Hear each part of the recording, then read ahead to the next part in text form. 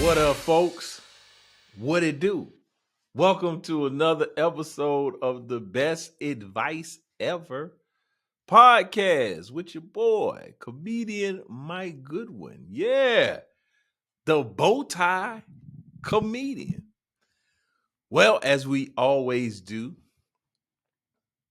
we start off every episode with the On the Road Again segment. And I'll do that again today. But I would like to take this moment to say thank you, man. Thank y'all for checking in with me. I think this is like episode 18, 19, 20, somewhere in the neighborhood. So I'm rocking and rolling and enjoying the podcast journey. But like I just said, I was on the road this past weekend. Very interesting enough. I took my wife with me. I was going to call her Miss Bowtie Comedy, but I don't know if that's her. I don't know if that's her official title. But I took my wonderful wife on the road with me. Oftentimes people will ask me, do I get to take my family on the road? And I'm sure I've talked about this on the podcast because this is one of the things that I can say aggravates me, but it does kind of catch me off guard a little bit because in none of my previous employment roles, no one ever asked. I was in the military. I served in the United States Army. I spent a good portion of that time as a reservist, as an officer in the reserves, and we would have AT, annual training, and we would have drill. We would have our monthly drills, and no one ever, never, ever asked me in my military capacity, hey man, does your wife get to go to drill with you? She could have. Like, it wasn't a situation where she could not have come to drill. She could have stayed in the room, but she could have come. She could be at drill, be at the hotel. No one ever asked me. No one asked me when I worked at Heathwood Hall Episcopal School, and I would travel for work and go to conferences. Would go to these admissions conferences, the student affairs professional conferences. Even different colleges would host me on their campus for a weekend or a few days. No one ever asked me when Vanderbilt invited me to the counselor's weekend, hey man, take your wife with you? Does your wife get to go on the road with you? No one. So I always find it a little odd when folks ask me about going on the road with me for these shows with these jokes. But she did, because Friday night I was in Vineland, New Jersey, which I've realized part of my job is getting to the actual event. So doing comedy is a portion of my job, but another big portion of my job is professionally traveling. Travel is a integral part of what I do, and I need to travel to be able to actually execute a show. Now, I'm a professional traveler. My wife is not. Now, she's been tutored and apprenticeshiped and molded under the Mike Goodwin travel protocols, which is very rigorous, very stringent. And using my wife's words, very savage. It's a very savage approach to traveling. I don't believe it's a savage approach, but it's a no frills. It's a no nonsense, in out type of situations. I was going to say another expression. that I don't think is appropriate, but we would say it would be used quite often, regularly. Wham, bam, thank you, ma'am. Now I had to say it because I alluded to it, so I didn't want to just have it floating out there. But yeah, why would we say that? Wham, bam, thank you, ma'am. So yeah, I have a no nonsense kind of travel situation. And my wife is not, she doesn't travel with nonsense. She travels with no regard. She travels um, with what's a great word that we could use? She travels with low motor, low expectation. She just strolling through the tulips. She's just Sunday morning strolling. So yeah, my wife travels without any sense of urgency, and that produces a challenge. But now I think she's been cultivated and and learned the ways. She's learned my travel culture. And interesting enough, she still has some difficulties because I told her when we left Columbia, and I was related to the travel. My show was in Vineland, New Jersey, which, from my understanding, is southern New Jersey. But I wanted to make a weekend out of it because I'm so intrigued with New York. I'm utterly, so I had a show in New Jersey, but then my wife has for a very long time wanted to see MJ on Broadway. If you have you don't know my wife personally, she is a tremendous Michael Jackson fan. I mean, I like Michael Jackson. She is like the Beehive is to Beyonce. I think this was pre-social media and these types of things. So whatever Michael Jackson would have had in this era, she would have been a part of that tribe, a part of that community. So she has been wanting to go to the show on Broadway for some time. I don't know how long the show's been out, and I've been hearing about it. She's been strategizing on how to get to the show, and I wanted to take her to the show. And I had this event on Friday in New Jersey, and it kind of came maybe 3 weeks ago. It's something that's not had been on the calendar, but it emerged, and so when I realized that it was in New Jersey, it was a Friday night, I said, you know what? I could take my wife to the show. Spend Saturday in New York, return home on Sunday. So that's what I did. Spent Friday night at the Word and Worship Church in Vineland, New Jersey, with Pastor Kent and his First Lady, Michelle, I think. And they had a Black Love event, a love and laughter.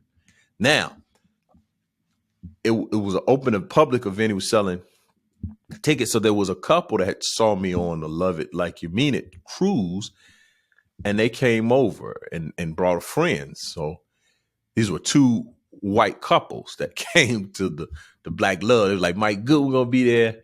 Hey, we down with the Black Love. So that was great.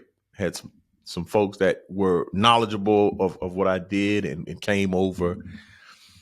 I think they lived actually in PA or about 30 miles from the location in New Jersey. So we came over there.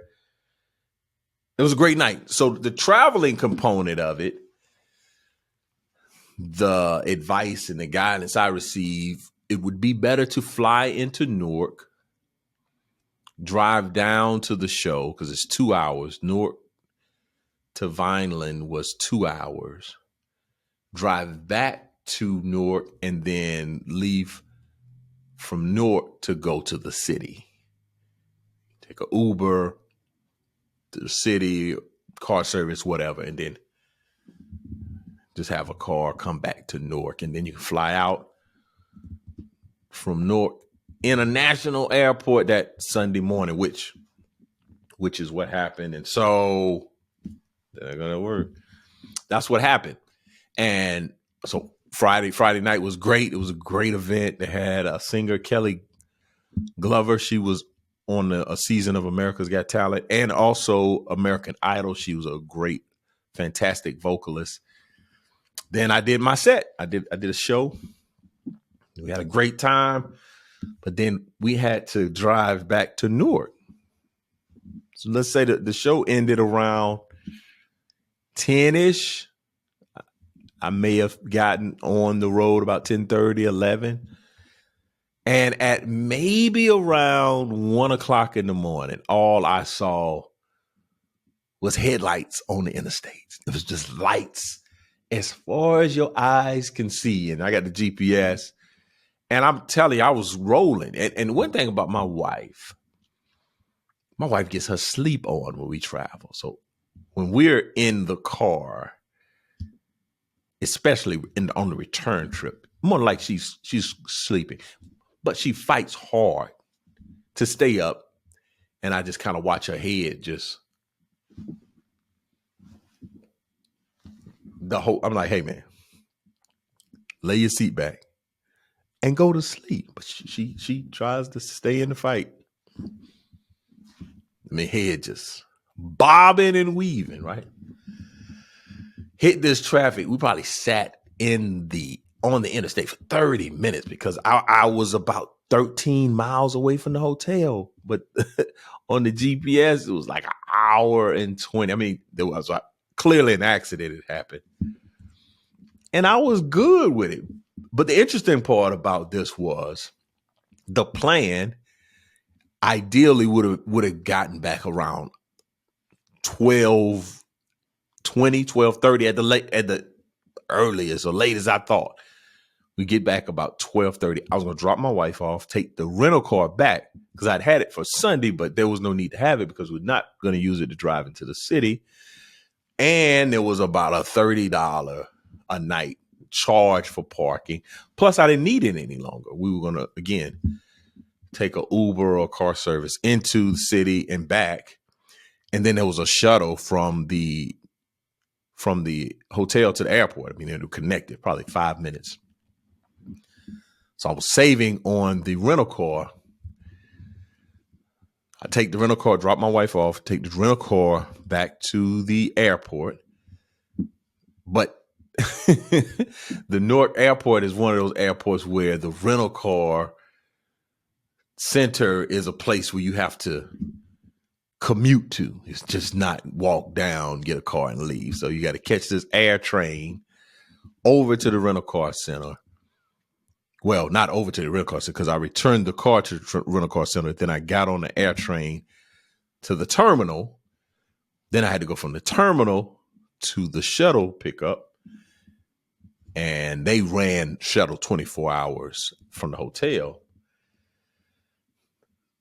In doing all of that, I'm waiting at the shuttle spot probably at like 2:15 in the morning. And when I dropped my wife off, she took all the keys to the room. So when I get back to the hotel after getting on the shuttle, and the shuttle driver, we were in New Jersey, but he was driving as though he was a retired NASCAR driver. Speed racer. And no regard to the road conditions. And he was driving the shuttle as if he had a Fiat, like a little small vehicle. No, he's driving this thing, driving the rubber off the tires, right? 2:30 in the morning. I get to the hotel. The only reason that the issue with the card was an issue because you had to use it to get to your room. So now I got to text the wife. Once I realized, because I get in there and I'm like, walking up, checking my stuff. No key. So I text, she comes down. The next day, we get a car service into New York, which again is one of my favorite cities, states. Saturday, went to MJ. And this will tie into the best advice ever. Again, man, these on the roads, we going long, dog. It's a lot. There's a lot that happens on the road. Went to the MJ concert. Interesting thing, my wife and I wasn't able to get us seats sitting beside each other. For some, maybe I waited too late. It's like people went in and bought the tickets, and then you have to buy the tickets back from them. And there was some other tickets. We had great seats, but we didn't sit beside each other. And there was hopefully that people wouldn't show up, but they showed up. But again, I sat behind her, and I had as much joy watching the show as I was watching her enjoy the show. So I enjoyed myself thoroughly watching how much of a good time she had. And this ties directly into the advice that I'm giving today on the Best Advice Ever podcast. And that advice is simply create beautiful memories. When I initially was thinking about the advice, I was going to say make memories. But I got a lot of memories that aren't beautiful memories. I got a lot of very sad memories, very frustrating memories. I have very stress and anxiety inducing memories. So don't do that. Create beautiful memories. Oftentimes in life, we are so focused on the destination that we ignore the journey. And being a person that's 47 years old, I'm realizing the journey is faster than you think. I can't conceptualize that I'm 47 years old. The simple fact, I can remember being 16, being 25, being 35, but 47, like 50's right there. Like I could reach out and tap 50 on the shoulder. Matter of fact, the AARP people keep coming for you, boy. Keep sending emails. Hey, man, you want to renew your membership? I don't have a membership, people. Skedaddle. Get on out of here. But they like, hey, man, we'll just be sitting on this bench waiting for you. It won't be long now. My pastor does a joke. He says, what does the monkey say? Monkey put his tail on the train. I'm telling. See, that's one thing. As a comedian, I should be better at telling jokes. I'm tearing this joke up. What did the monkey say after putting his tail on the train track? It won't be long now. But I wrecked that joke. But AARP people, I did a show for the AARP here in Columbia maybe 12 years ago, and it seemed like I would never ever get close to AARP age, and that joint. So create beautiful memories. My wife was really diligent about this, probably 4 or 5 years ago, as related to the things that we did for our children for Christmas. She really took a different approach to Christmas time. She said, hey, we should be creating memories, experiences.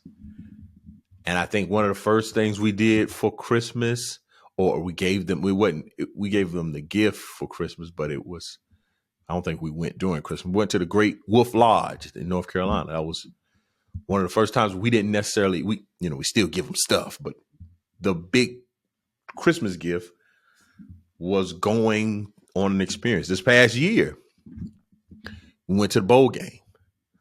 South Carolina played. I don't even remember the bowl because we lost. But it was in Jacksonville, whatever bowl that was. But the tickets, they unpackaged, unboxed the tickets for Christmas.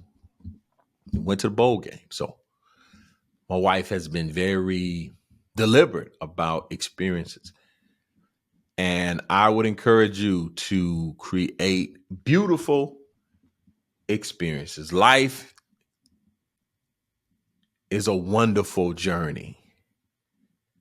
But if you're not enjoying the travel and you're solely focused on the destination, you're going to miss a great opportunities, great number of opportunities. I was just reading the woman that created Abbott Elementary. She had an article in GQ, and she was talking about creating a sitcom, and as she researched sitcoms, she was noticing that a number of sitcoms that were related to black folks were black folks like a fish out of water. It was like the black family in LA or the black family at a private school. They were kind of fish out of water. They were not in a place where they were.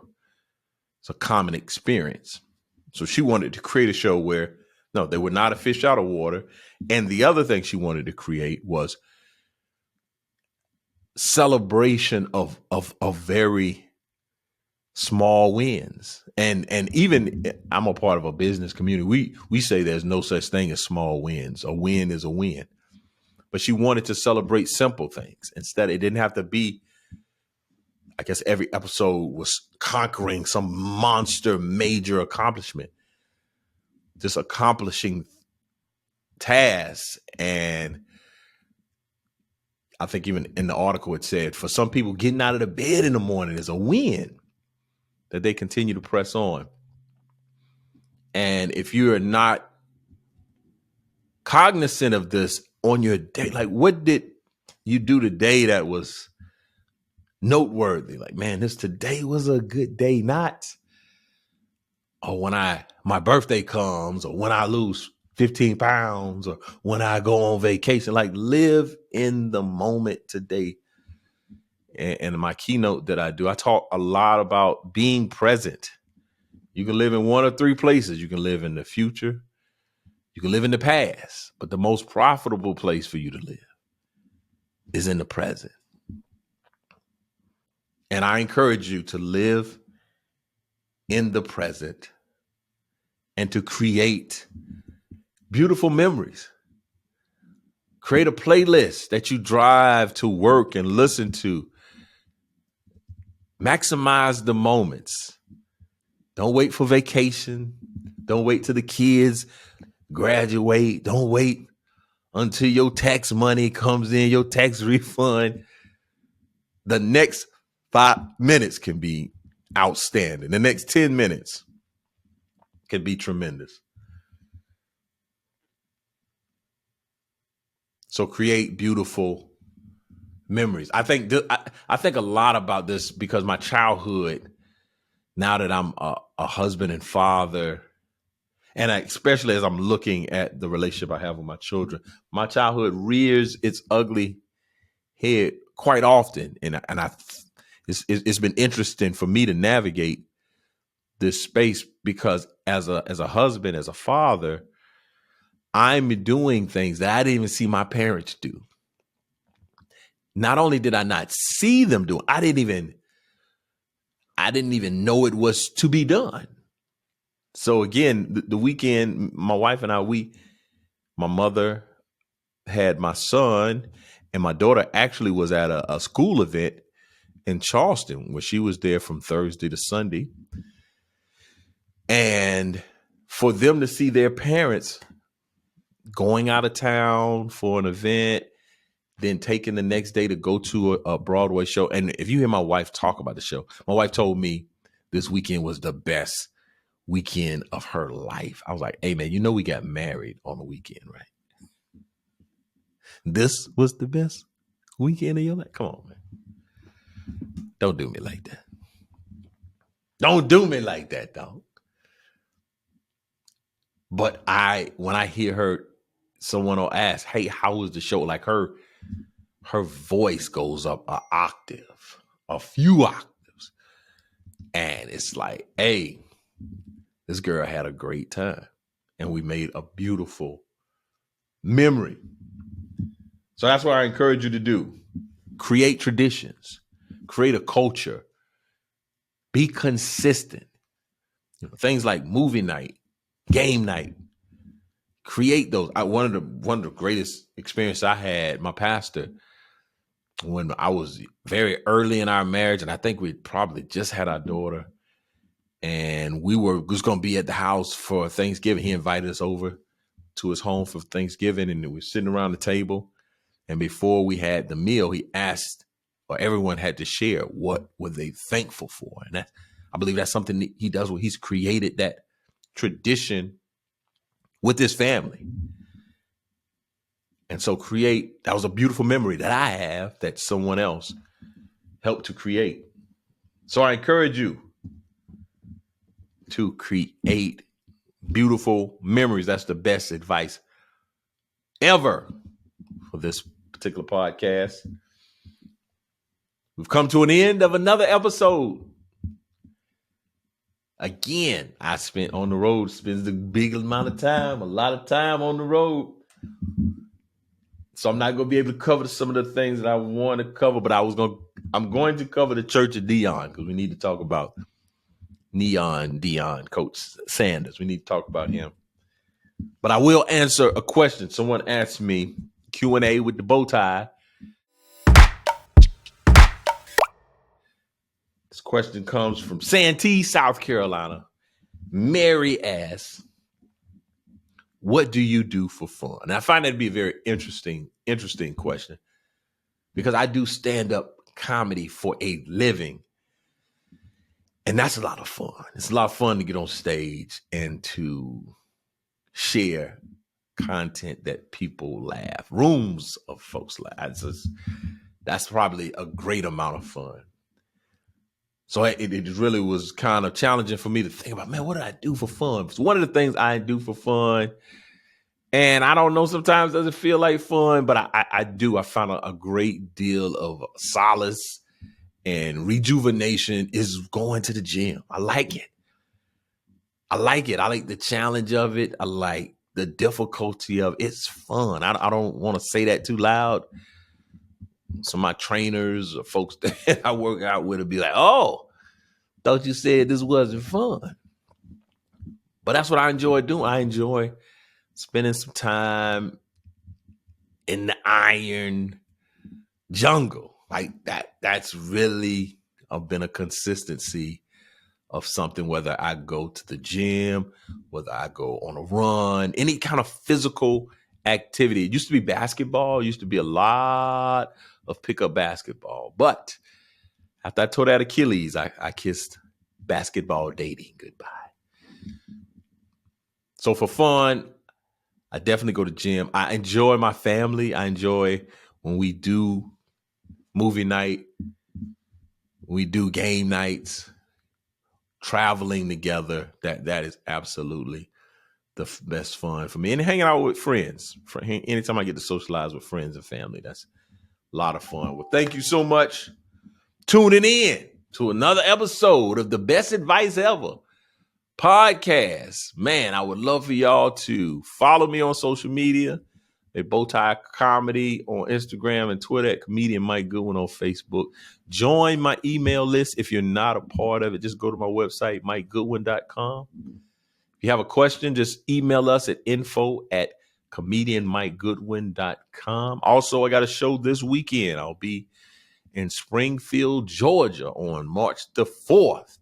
If you know anybody down in that Savannah, Effingham area, let them know Mike Goodwin's coming to town. Get your tickets. Morris Theater in Springfield, Georgia. Until next time, it's your boy Mike Goodwin, and I'll holler at you. Peace.